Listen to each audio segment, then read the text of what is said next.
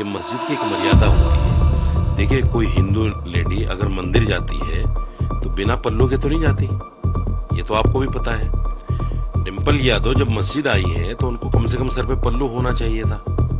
पीछे जो कमर उनकी दिख रही है उसको साड़ी से कवर कर लेना चाहिए था। इतना तो कम से कम मर्यादा मस्जिद का रखना चाहिए था, लेकिन उन्होंने नहीं रखा। इनको सामाजिक रूप से इनका बहिष्कार होना चाहिए। ये कोई धर्मगुरु नहीं है, किसी धर्म के ठेकेदार नहीं है। इनको कोई अधिकार नहीं है कि किसी भी महिला के बारे में इस तरह की टिप्पणी करें। जिस समाज से आता हूँ और जिस बिरादरी से आता हूँ, वहां बच्ची का अगर सर भी खुला हुआ होता है तो उसको बोल देते हैं कि नंगी घूम रही है। यह आपत्तिजनक कहां से हो गया?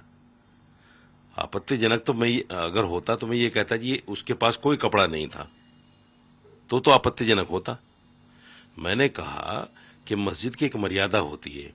देखिए, कोई हिंदू लेडी अगर मंदिर जाती है तो बिना पल्लू के तो नहीं जाती, ये तो आपको भी पता है। डिम्पल यादव जब मस्जिद आई हैं तो उनको कम से कम सर पे पल्लू होना चाहिए था। पीछे जो कमर उनकी दिख रही है उसको साड़ी से कवर कर लेना चाहिए था। इतना तो कम से कम मर्यादा मस्जिद का रखना चाहिए था, लेकिन उन्होंने नहीं रखा। उसके साथ में इकरा हसन थी, आपने देखा उनका फोटो, बिल्कुल कैसे ढकी छुपी बैठी थी। तो मस्जिद की मर्यादा को लेकर मैंने सवाल उठाया है कि सर खुले रखना, पीठ दिख रही है, ये मस्जिद की मर्यादा के खिलाफ है। दूसरी बात, अगर आप मस्जिद देखने के लिए आए थे तो मस्जिद देखते आराम से। बराबर में इमाम साहब का बहुत अच्छा मकान है, 5 स्टार से कम नहीं है वो, उसमें बैठ जाते, मीटिंग वहां कर लेते जाके। लेकिन आपने वहीं बैठकर मीटिंग की, बाकायदा चाय नाश्ता हुआ, आपने वहां पर बैठकर बातें भी की। तो ये मस्जिद इन बातों के लिए नहीं है। हम तो ये कहते हैं और इस्लाम ये कहता है कि मस्जिद जो है दुनिया की बातों के लिए बिल्कुल नहीं है। अगर आपको इबादत करनी है, आपको अल्लाह का नाम लेना है तो बैठिए। दुनिया की बात करनी है तो मस्जिद से बाहर जाइए। नहीं, मुझे तो नहीं लगता, आप लोगों को लग रहा है और लगेगा शायद 2-3 दिन। जब तक आप लोगों को टीआरपी अच्छी ना मिल जाए, जब तक लगेगा आप लोगों को। मेरे हिसाब से या समाज के हिसाब से ये गलत नहीं है। बिल्कुल मस्जिद की मान मर्यादा के खिलाफ उन्होंने काम किया है। मैं फिर बार बार उस बात को कह रहा हूं, मान मर्यादा के खिलाफ बात किया है। उनसे पूछिए जब भी वो मंदिर जाती हैं कि पल्लू लेती हैं कि नहीं लेती हैं। बिना पल्लू के वो मंदिर चली जाती हैं क्या? ये मेरी समझ से बाहर है सवाल आपका। मैं इसी बात को 2 बार रिपीट कर चुका हूं। मैंने ये बताया कि मेरे समाज में जहां से मैं आता हूं, जिस बिरादरी से मैं आता हूं, जिस इलाके से मैं आता हूं, वहां लड़कियां हमेशा पल्लू रखती हैं। इकरा हसन एमपी को आपने देखा है, वो भी मेरे समाज से है और मेरे इलाके से, मैं सहारनपुर से हूँ। वहां लड़कियां अगर खुले सर घूमती हैं तो क्या वहां पे लोग इस तरह से उनको बोलते हैं, इस तरह के शब्दों का इस्तेमाल बोल देते हैं कि नंगी घूम रही है, बोल देते हैं। मतलब हमारे यहाँ सर न ढकना भी नंगापन कहलाता है। इसका मतलब ये नहीं कि वो आपत्तिजनक है या महिला को सिर्फ एक शर्म दिलाने के लिए कि भाई देखो बड़े छोटे हैं आपके, आपको जो है पल्लू रखना चाहिए। वो उसलिए होता है, इसलिए नहीं कि भाई उसकी कोई बेइज्जती हो रही है, उसकी बेइज्जती करने का कोई मकसद होता है।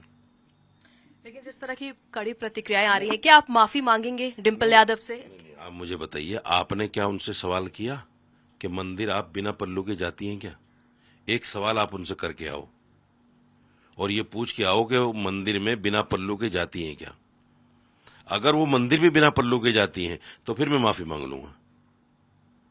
पहले आप चाहते कि डिम्पल यादव इसका जवाब दे? इसका जवाब दे डिम्पल यादव कि मंदिर जब जाती हैं तो उनके सर पे पल्लू होता है कि नहीं होता है।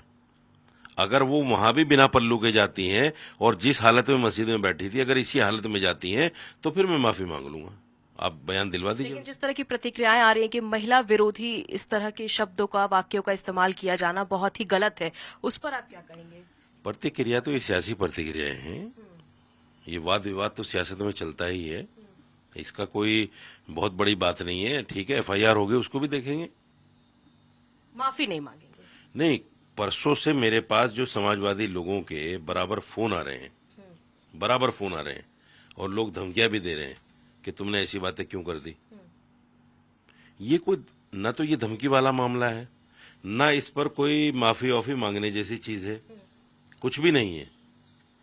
ये तो सिर्फ एक मान मर्यादा की बात है, और मैं ये बात हर बार कहूंगा, बार बार कहूंगा, मैंने कोई गलत नहीं कहा। ऐसी टिप्पणी करना बहुत ही शर्मनाक बात है। और जब वो महिलाओं की प्रतिनिधि हो, जनप्रतिनिधि हो, सबसे बड़ी पंचायत की सदस्य हो, ऐसी टिप्पणी करना, तो आप ये सोचिए कि आम जो महिला है उसके लिए क्या हम इस समाज में संदेश दे रहे हैं। बहुत अभद्र टिप्पणी है, अफसोसजनक है, और ऐसे लोगों पे कड़ी से कड़ी कार्रवाई होनी चाहिए। इनको सामाजिक रूप से इनका बहिष्कार होना चाहिए।